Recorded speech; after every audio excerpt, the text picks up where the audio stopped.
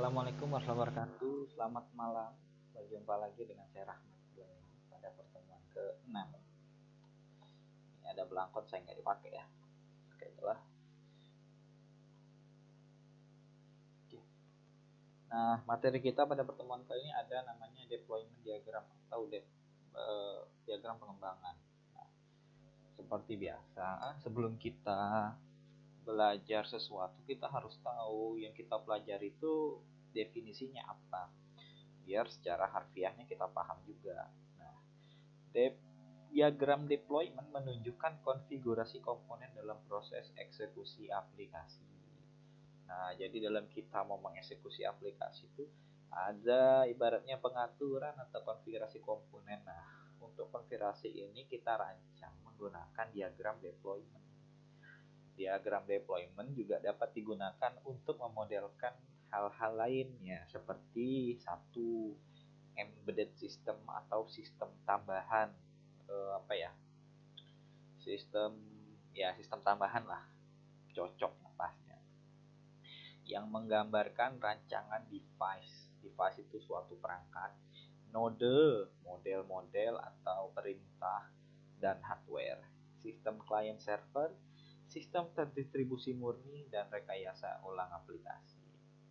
Nah, deployment diagram ini mewakili pengembangan sistem sehingga hanya ada satu diagram deployment untuk satu sistem.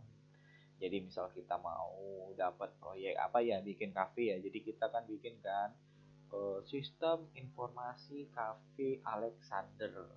Nah, itu berarti dalam satu kafe itu, sistem kafe itu diagram deploymentnya cuma ada satu. Itu. Nah, diagram deployment terdiri dari node, dan node merupakan perangkat keras fisik atau satu unit komputasi penghitung sistem, diwakili tiap node yang digunakan untuk menyebarkan aplikasi.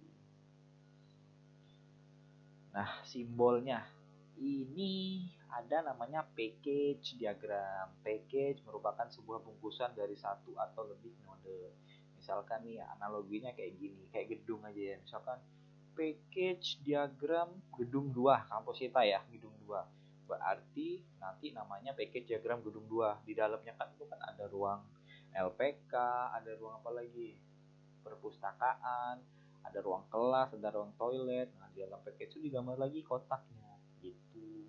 Nodenya seperti ini, nama kelasnya. Atau misalkan kita mau ruang lingkup yang lebih luas, sekolah deh misalkan ya. Package diagram sekolah A misalkan. Kan itu ada kelas 1, 2, 3, 4, 5, 6 gitu kan. Misalkan ini ada ruang guru, ruang TU. Nah, dibuatkan pakai node kotak-kotak gini. Nah, node itu biasanya mengacu pada hardware, software yang tidak dibuat sendiri. Jika di dalam node disertakan komponen untuk mengkonsistenkan rancangan, maka komponen diikutsertakan harus sesuai dengan komponen pada diagram komponen. Nah, maksudnya kayak gini. Nih misalkan ya, kalau misalkan package diagram kampus kita ya, pakai diagram Atmaluhur misalkan.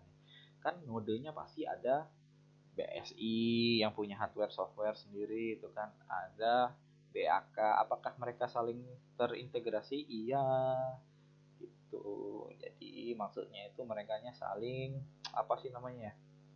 maksudnya tidak dibuat sendiri, ini saling bergantung satu sama lain. Nah, ini dijelaskan juga nih, ada ketergantungan atau dependensi. Lambangnya tuh garis putus-putus ada tanda panah. Kalau link ini relasi antar node. Langkah untuk membuat atau menentukan deployment diagram. Yang pertama, kita harus mengidentifikasi modelnya kayak gimana. Apakah dari sistem dalam organisasi hanya menggunakan satu aplikasi yang terintegrasi atau tidak. Kedua, mempertimbangkan hal mendasar. Nah, hal mendasar ini ada beberapa yang penting ya. Yang pertama itu, apakah sistemnya perlu interaksi sehingga harus diintegrasikan dengan hardware? Iya, perlu. Misalkan kalian buka Microsoft 2013 tapi pakai Pentium 4 yang tahun lama, yang RAM-nya berapa giga gitu kan, pasti macet-macet. Nah gitu maksudnya.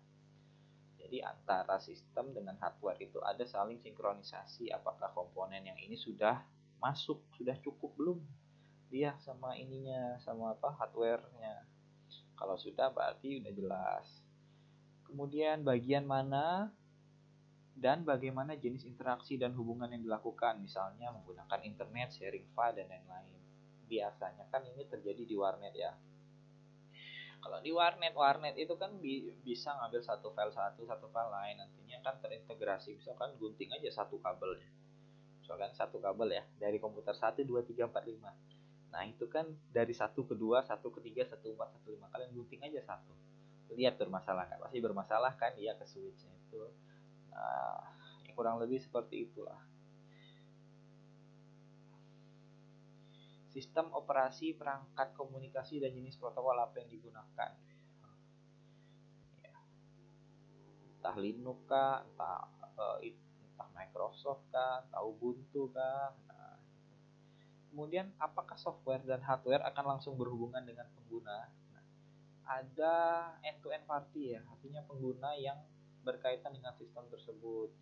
Misalkan kalian daftar nih bagian informasi, terus yang berhubungan dengan program tersebut siapa? Pastikan bagian informasi, tidak mungkin kalian.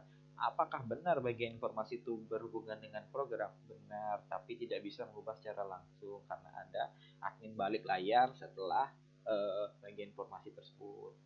Bagaimana sistem keamanannya? Nah, ini yang paling penting ya, tapi paling sering juga dilupakan.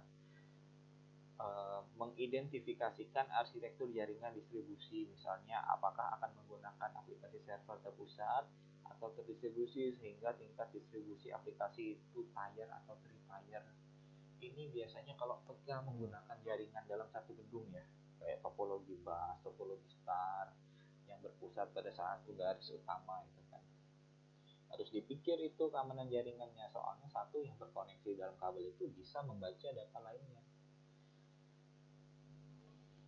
Nah, ini kayak gini dia rancangannya, misalkan database server. Nah, itu ada namanya Oracle, ada J2EE server, ada web developer. Nah, misalkan di kalau database servernya dia pakai Oracle ya, tapi ternyata aplikasinya J2EE server. Nah, dan kliennya ada web browser sama Swing application.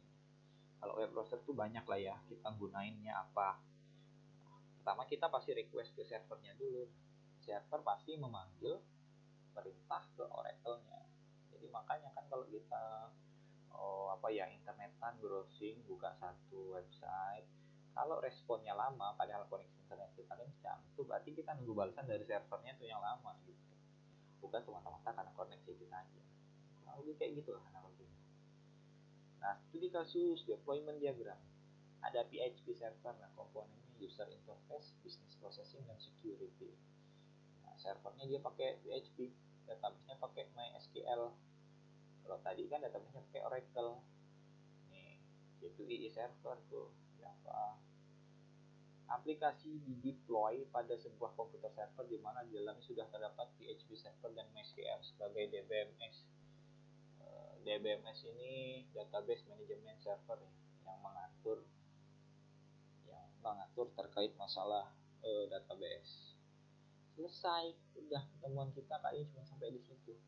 Kalau ada yang pengen bertanya silahkan ya di kolom komentar Classroom. Seperti biasa, jangan lupa kalian baca juga, jadi agar terjadi pembicaraan dua arah seperti biasanya. Sekian dari saya, assalamualaikum, selamat malam, jangan lupa bahagia.